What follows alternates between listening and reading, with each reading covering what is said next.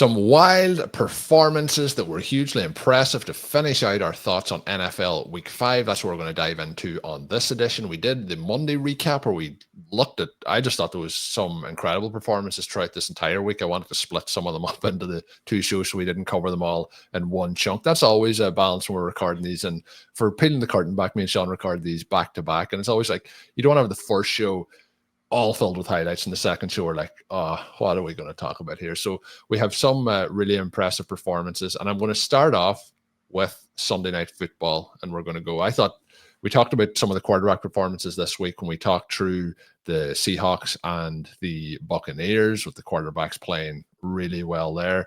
I thought Drake May, Shawn, particularly in the second half of this game, played incredibly well. They beat the Bills on the road 23-20, inflicting the Bills' first loss of the season. The Patriots are now 3-2. They're 2-0 on the road.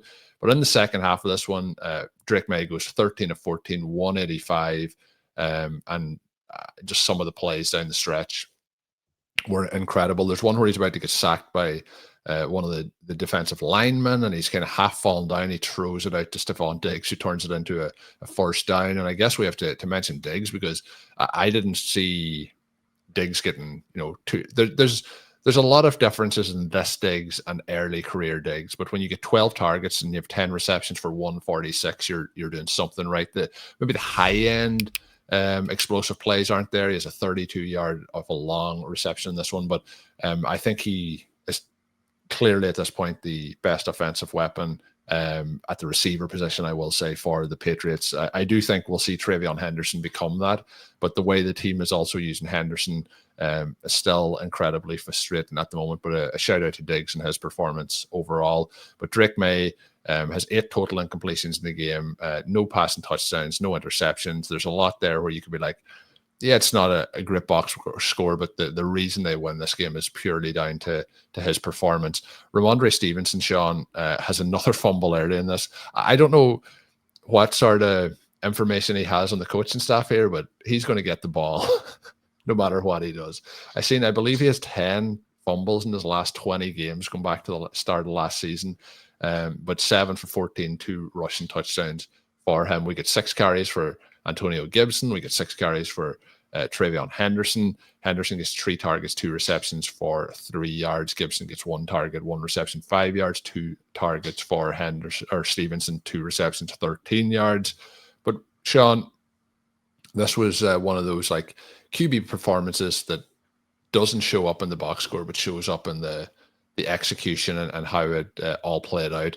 On the other side, Dalton Kincaid had 6 for 108, and I thought Kincaid looked really good in this, but there's a botched kind of snap fumble between him and Allen on an end around early in this one, which kind of stifled the offense obviously a little bit, and James Cook was kept relatively quiet in this one as well. But it was like Shakir, Dalton Kincaid.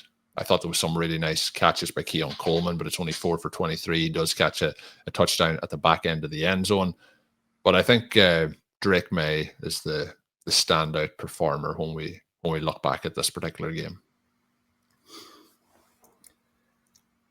Yeah, I mean, you mentioned that it's not really there in the box score.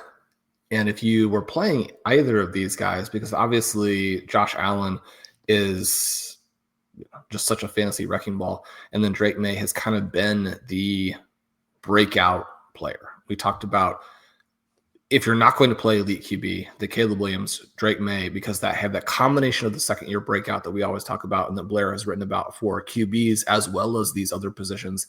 And you have the mobility, which has the potential to add on for both of the guys. We're actually seeing that a little bit more with Caleb Williams, but with Drake May, it's the sort of mobility mostly to throw, and this combination of ease of movement for such a big guy.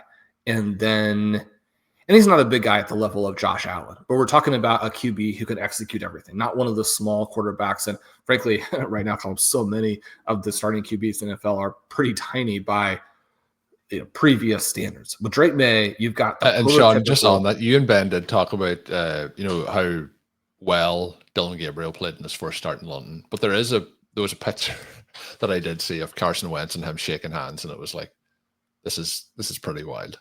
Get that man a step to stand up for this picture. So you've got some small guys out there, but with Drake May, the prototypical, star stud franchise QB, and you're thinking, okay, you got to make some throws out of the pocket. His ability to move and then throw. And I mean, the accuracy can still sometimes wobble. This isn't a game where you look at the box score and say, again, and one of the things with Drake May from the beginning that has been weird is just that the advanced numbers don't back up the eye test. And I think part of that is coaching and part of it is teammate ability. You think about what he's doing for what's probably a washed up Stephon Diggs. Now, there have been some plays in here that have been very impressive for Diggs. So when I say probably, I do mean maybe that's not the case, because that little burst that he has, that little wiggle that he has, Stephon Diggs is that guy, and seeing some of that has been fun. But the throws... The one thing I would say for Drake May, and I think this is where sometimes it doesn't show up for box score stuff, is the throws that he is willing to attempt. And that's kind of like some of the stuff I was mentioning on the first show with Cam Ward, is like he's attempting throws that I think a lot of quarterbacks are just like going and scrambling, or they're throwing the ball away. I think like the aggressiveness, and then obviously the ability to back that up is like, there'll be other quarterbacks that will kind of write those checks, but their arm's not going to be able to cash them. I think he can. Yeah, I mean, you look at the gunslinging element of it, but also the ability to make the plays. Colm, there are, as you mentioned, right, there are a couple of throws in this game that you could watch an entire career from a good player and you will never see. And that's just exciting on a level that even transcends fantasy football. Now, when you look at this game and you look at the first half, actually very frustrating for Josh Allen and Drake May managers, because it's 6-3 at halftime. You get 4-play punt, 6-play fumble, 1-play fumble, 4-play punt, 8-play punt, 1-play fumble, 4-play field goal. That's the first quarter, right? It's not like these guys are lighting the world on fire. And then in the second quarter, you have very little happening, in part because you have 2 11-play drives that end in field goals, and then the other ones are short punts. This was one of those games, Shawn, everybody is disappointed. You get you can watch the game in 40. This game didn't take 40 minutes to watch the whole thing. But if you're Drake May, part of what you are thinking at halftime, when it seems like you've played a perfect game against the Bills to this point, you're only up to 6-3. I mean, just like everyone else on earth, you're probably like, why is Ramondre Stevenson playing so much? We could have already won this game. Obviously, Mike Vrabel and staff are going to do the things with the Patriots, and you're already seeing that, right? The progression from the first week, like non-competitive loss to the Raiders, to stealing a home game, not even really stealing. I mean, they looked like the better team in this game. Winning against the Bills on the road in week 5, you've already got a gigantic progression. I think you've got to trust the coaching staff here on all of these things that we talk about. But some of the personnel management, I mean, they're going to be in week 15, 16, 17, looking at their record, looking at their development of players, looking at themselves as a possible Super Bowl contender, and wondering why it took so long to get Travion Henderson going. All of that is pretty hard to fathom. But then the contrast in the second half, we talked about all those situations in the first half. The second half is touchdown, touchdown, interception, touchdown, touchdown. 4 drives out of 5. The only one a Josh Allen pick. And then we finish with a punt and 2 more field goals. Almost all of the second half, the ball does score at the end of those possessions. These two teams are a lot of fun. That was one of those, we haven't really seen it recently. You would, like, maybe 2 seasons ago, we've seen it very frequently where Allen, like, that interception was a real forced pass. Like, they're in field goal range there and they don't really have to try and do what he does, but throws it over the middle, and it's a pretty easy interception. Allen had kind of stepped away. I think it was that the Patriots were frustrating them to such an extent that he tried to force that into a window that wasn't there. And I mean, he does the full thing, putting the cape on again in this one. He is the leading rusher for the Bills. You mentioned the situation with Kincaid. There have been a handful of guys that we didn't stay on for the season who are having really good results. We talked about a little bit with Quentin Johnston. There is another name that I'm forgetting as I go through this, which isn't ideal. But then Dalton Kincaid as well, one of our favorite guys from last year. He looks like the player that we thought we were going to get. And some of these other guys getting involved. I mean, Khalil Shakir finally has the volume role that we were expecting, but that 6 for 45 is one of the reasons that even at his price, we're like, you probably should go in a different direction. But Josh Palmer, Curtis Samuel, Keon Coleman, you mentioned Coleman with the 7 targets. He has the touchdown. He looks dynamic. I think the best version of the Bills is one where you really commit to Keon Coleman as your star, but it might be one of these elements where, I mean, the team has more information than we do. You look at what happened last season and you're like, you need to commit to Dalton Kincaid, potentially their injury situation there that made it not work out. Coleman is someone that they are very committed to with this draft process that they went through. We talked about how the injury last season actually short-circuited what might have been a second half breakout. You get the big game trailing in week 1. You have this environment where you're nervous that the Bills won't really have to play in too many of their games. I've been mentioning that this season looked set up for them to potentially go undefeated, but that's just not the way NFL seasons tend to work. And already in week 5, you have this upset loss. The ability of the Patriots to contain James Cook and take the Bills out of some of the things that they had done so successfully over the first month is the real story of this contest. And some of the quiet things here are probably more important to us than the big numbers, the big plays. Although, again, when you look at Drake May, even with the 22 for 30 to average 9 yards per attempt, Josh Allen is over 8. Colm, I feel like we're on the verge here. And, I almost don't want to say it out loud because I don't want to go back to what we have suffered with the last couple of years, what we suffered with so much in the first couple of weeks. The quarterbacks are throwing downfield.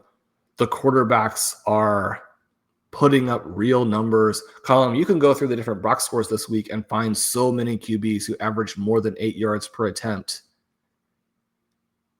Is it happening? Are we going to have that? I mean, this is football again, right? What we endured for the last several seasons was something gross that is not quite. Shawn, I think you're putting it out there. The other thing that's nice is like QBs have more than 200 passing yards.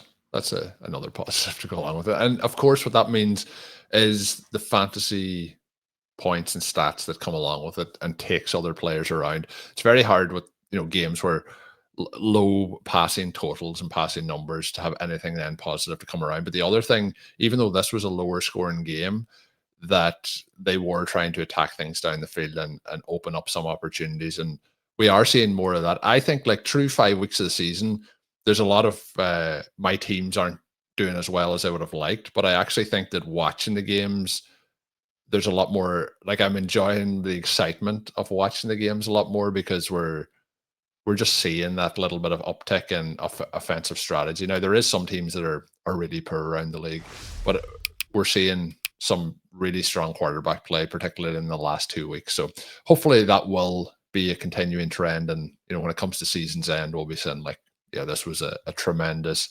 scoring season across the NFL. A game, Shawn, that had some scoring, 51 points in total. That was the Carolina Panthers and the Miami Dolphins. And this was one where it felt like the Miami Dolphins were going to kind of cruise to victory. We had a couple of games like this week where teams looked like they were going to dominate the game, and slowly but surely and in a number of different ways, they really slipped up. The Panthers get the 14 points in the fourth quarter to the 7 of the Miami Dolphins, and that's where this one really turned around. The Dolphins struggling immensely in the run game at the moment. They have 14 total carries for 19 yards, 10 of those going to Achane for 16. I have to say, positive note for them, even though in defeat, Jalen Waddle, in the absence of Tyreek Hill, had 9 targets, 6 receptions, 110, and a touchdown. I thought he showed some of his best stuff in recent memory. Darren Waller, Shawn, maybe there is a thing there with him. 5 targets, 5 receptions for 78 and a touchdown. Some of those being legitimate receptions rather than just some kind of split coverages in the back of the end zone like we seen last week. Achan's day again kind of saved in the receiving game, 6 for 30 and a touchdown on the 7 targets. Ted McMillan yet to get in the end zone, but 6 for 73 for him. Shawn, I am kind of burying the lead here, though, as I work my way through it. Bryce Young did have a fumble, a bit like the one that I talked about with Jaxon Dart. He also had an interception in this one. But Shawn, Rico Dowdle, no Chuba Hubbard this week. Rico Dowdle has 23 carries for 206 yards and a touchdown. He also has 3 for 28 in the air. Where did this version of Rico Dowdle come from, and what does it mean for both him and Chuba Hubbard as we work our way forward here for the rest of the season? A big win for the Carolina Panthers, and one that it didn't look like they were going to win until the very, very end here. Yeah, I think you've got to give the Panthers a lot of credit for fighting back in this. There are a lot of games where you're down 17-0 early, and you're able to mount this type of comeback. This was a comeback week. I was talking about the Broncos and how trailing by 14 going into the fourth quarter, they had one win, I believe, ever, something like 1-114. They come back and beat the defending Super Bowl champion. So that obviously nothing to sneeze at there. I think when you're talking about Rico Dowdle, you have a couple of things going on. One is that he played a fantastic game. Another one is that if you pull up the NFL Stat Explorer and you click over to the matchups tool, one of the things that you find for the Miami Dolphins is that they do not defend the run particularly well. Now, one of the elements here too is they face Jonathan Taylor, Ramondre Stevenson. They gave up 21 points to Ramondre Stevenson. That's in the ballpark of what we just got from Rico Dowdle, where you're getting shredded by a player who is not particularly good. But the 21 points to James Cook, the 16 points to Breece Hall. This is a team that doesn't cover running backs out of the backfield at all. It's a team that allows a lot of yards per carry. In each of the last 3 weeks coming in, the starter had gained 4.8 or more. You look at that in total, and they are bad in every possible way against running backs. I think that if you're Mike McDaniel, you have to win this game with a 17-0 lead, and they're going to be increasing calls again for his firing. But the problem that he is running into is that you just have a handful of good players on this team. The trenches, I mean, you've got a minor league football team. And as the Miami Dolphins, you cannot go out and win when you have minor league caliber players across the entire roster other than, say, a Devon Achane. There's just nothing you can really do about it. The front office has to do a better job. They have to do this is one of the teams that doesn't really, from a personnel perspective, doesn't buy into the idea that you need to manage your salary cap, that you need to trade back in drafts, that you need to use your draft picks as though they matter, that you want to have good valuations for free agents. As much fun as it was, the trade for Tyreek Hill sort of set them down this path by the things that it did to their salary cap, what it did to their ability to make high leverage or high value draft picks. Rico Dowdle came into this game averaging just 1.7 yards after contact per attempt, -2 fantasy points over expectation per game, which is tough on relatively low volume. We know that he had 10 touches for only 30 yards the previous week.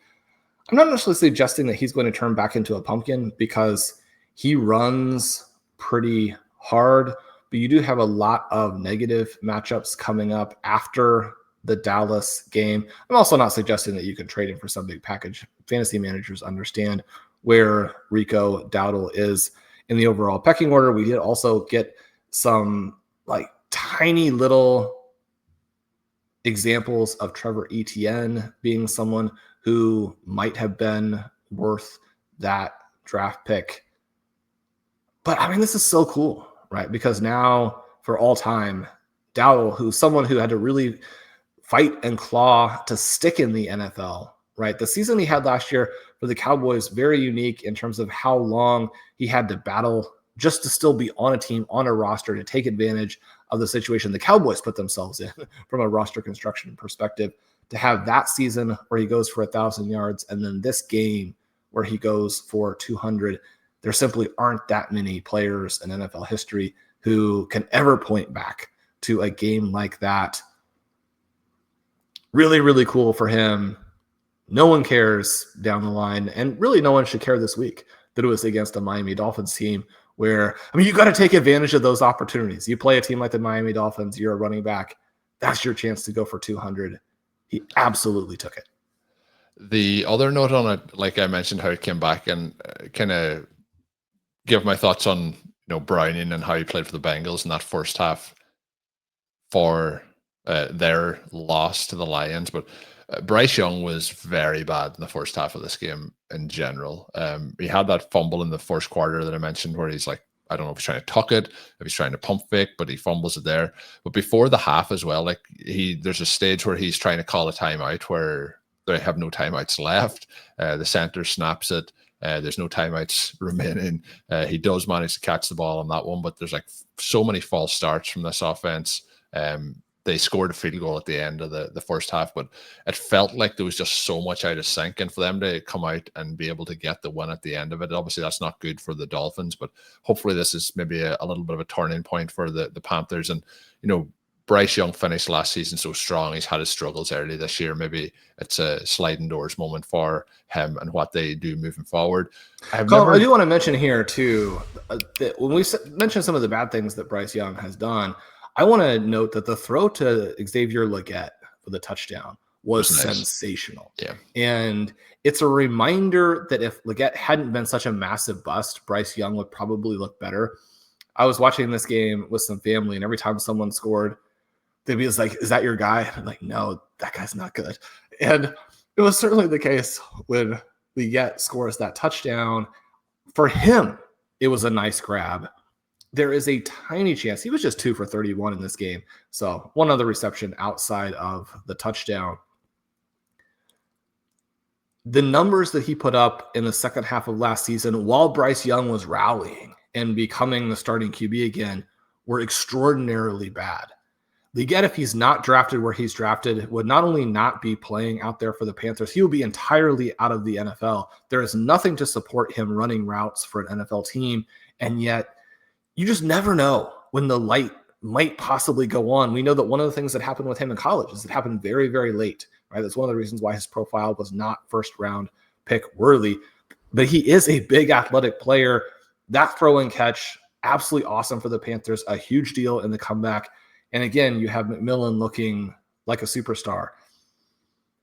I don't think it's going to happen because even at 2-3, the Panthers do look like the 29th, 30th best team in football. But there are some glimmers here, right? It's not impossible that they go on a little bit of a run like they did at the end of last season. I'm not saying a run, Shawn, but the next 2 games, they get the Dallas Cowboys defense and the Jets defense. So if we don't see Bryce Young hit some big numbers over the next 2 weeks, then we can say that they're officially finished for the 2025 season. But that's too. Are you predicting multiple? I'm predicting that at least one touchdown for Ted McMillan over the next 2 weeks. There we go. That's a big step forward from 0 through 5, but they're getting him the ball and he looks really good out there. I've never done this, Shawn, before when I'm watching a game where I'm like, who is the announcer here? Because the announcer for this game, first game at the NFL level, Eric Collins, apparently he does the Charlotte Hornets games and the basketball, but he was outstanding in this one. For people who haven't, just go on YouTube and Google, the highlights of this game and you'll hear it. But Shawn, I don't think I've heard enthusiasm like it. It added to the enjoyment level of seeing both the early scores for the Waddle touchdown where that's obviously a bit later, but he's wide open. I just thought it was a real fun one. So I don't usually have to go in and say I'm not familiar with this voice, but Eric Collins, shout out to him for how he did the broadcasting in this one. Shawn, we have been known to be Geno Smith supporters.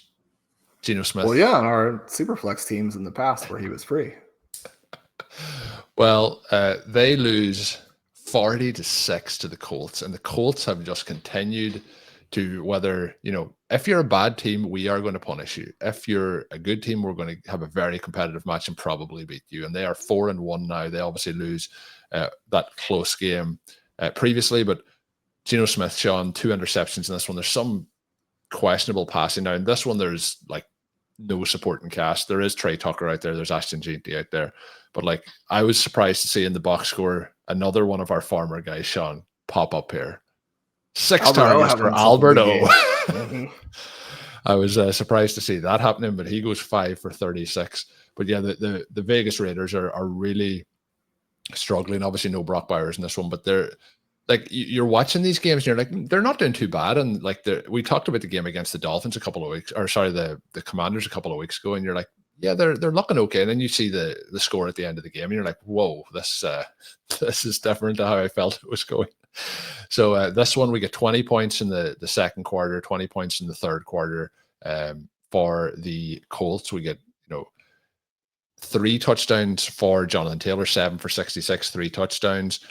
We do get a touchdown for Amir Abdullah. I kind of thought at that point where it's really early in the game, they're like, oh, they're sitting Taylor already, but he did come back in after that and get another rushing touchdown.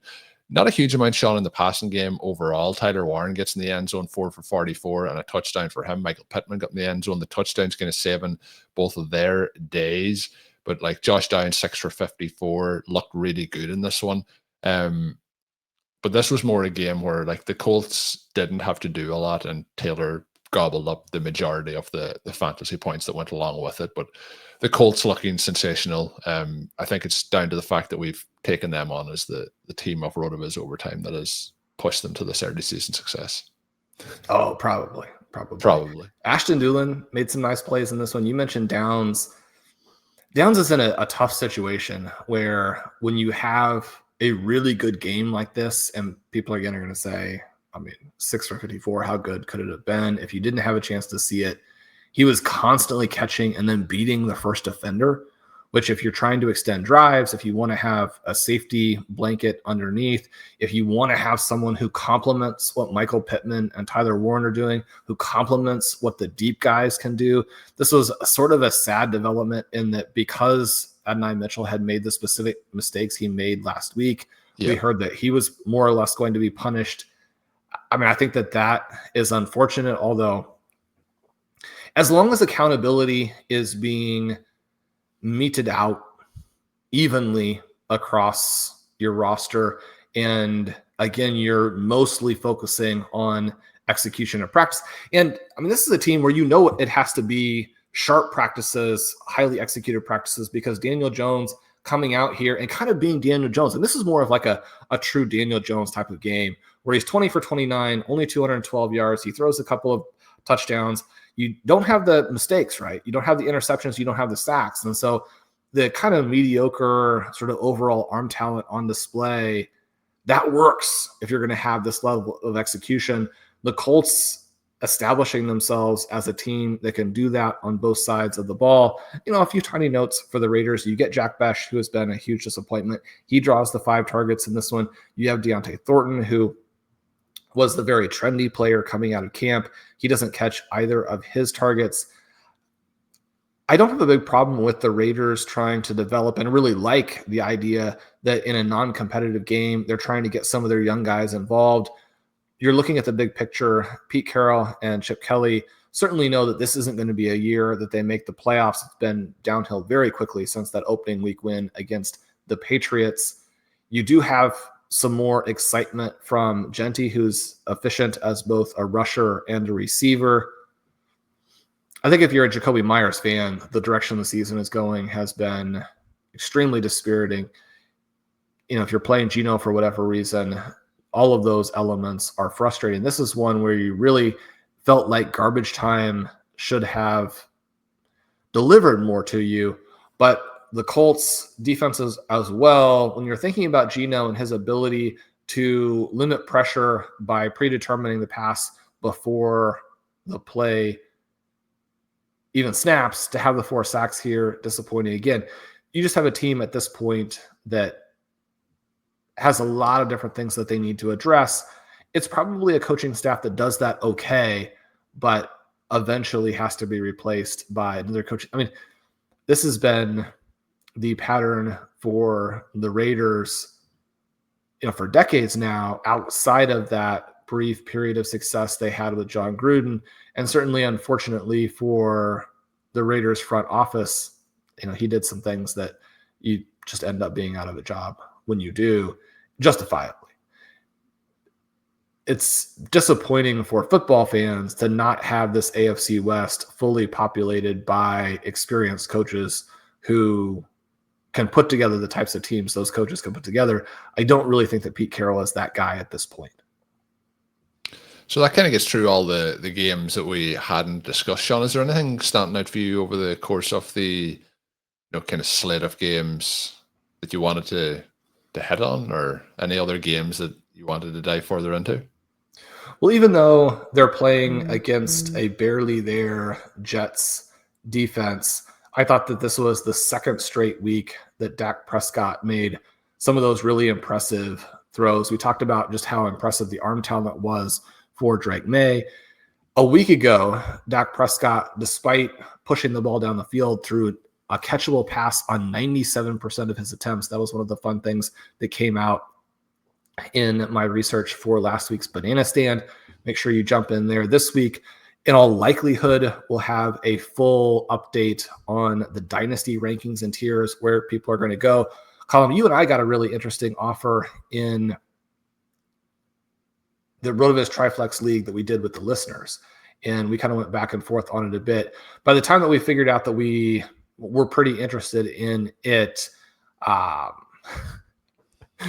one of the players in it was a Cleveland Brown, and so the trade ended up being rescinded because they decided to play those games at an unfortunate time. But it was another one where, or it was a situation where people are trying to get Jaxon Smith-Njigba. Certainly understand that. We love him. We probably overvalue him, even in a situation where it's pretty hard to do that at this point. I mean, you were raving about Sam Darnold. I want to go back to that as we close, because even in a loss, as you mentioned, there were only 10 passes that hit the ground in this game out of 67 attempts. That's how sharp the two passers were. Jaxon Smith-Njigba, 8 for 132 and 1. Between JSN and Egbuka, obviously two former Ohio State stars. The Ohio State guy, Shawn, this weekend put up a lot of yards in the NFL. Yeah. Those teams they came from, awfully good. They catch 15 out of 16 targets, combined for almost 300 yards. The JSN looking sensational again. Has a great game, has the touchdown. You're all set up. And then on top of that, he has a 53-yard reception where, it wasn't the greatest catch you'll ever see. It wasn't as good as the Luke McCaffrey catch, one that Ben covered in detail on Stealing Bananas. Yeah. But he does go up deep, one-on-one, battling with the defender. Defender is in contact with him, has the arms up there, and JSN is able to haul that in. In addition to what we've seen from the passers column in the last couple of weeks, receivers have made a lot of vertical receptions that I think we're used to having batted away. Yeah. So again, just fantastic play across the NFL. It's easy to, note all of the penalties, to note the mistakes, but you're getting great play. Cooper Kupp, it's not really a fantasy performance per se, although there are lots of situations in which you would take 12 points, but he made some catches in this game. Move the chains. Sam Darnold had a good game, but if you don't get these plays from JSN and Cooper Kupp, the line is going to look totally different. And then you mentioned A.J. Barner, Torrey Horton, not hugely involved, but subtly the Seahawks have surrounded Darnold with a ton of talent, which is not necessarily what it looked like it was going to be. One of the reasons why Barner is still someone you've got to be a little bit skeptical about is that in the second half of the season, they probably want Elijah Arroyo to really get involved. You had a great catch by Derek Young in this game. That's not a name that you expect to hear on the broadcast or see in the box score. You mentioned how good Kenneth Walker looks.